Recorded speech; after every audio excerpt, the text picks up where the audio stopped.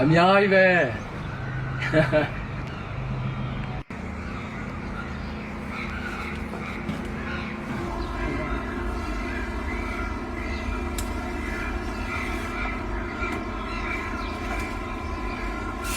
မင်္ဂလာပါဒီနေ့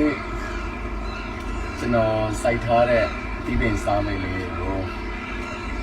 လာခူးနေတာစိတ်ချမ်းသာအများကြီးပဲကျွန်တော်လိုက်ကြတာ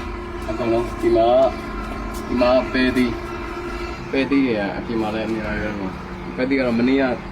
တော်တော်များများခုပြီးရချိုးစားတော့ဒီမှာတော့တခွားဒီကတော့ share ဒီရဒီမှာဒါက copy ထုတ်ကအရင်အများကြီးစိုက်တာမှာစိတ်ကလေဝင်လာပြီးစားလိုက်တော့ကုန်သွားသမင်တက်တစ်လုံးပဲထားလိုက်တော့ဒီက copy band music ချတာဟာလေလာတော့မုံငင်းလေဒါက copy band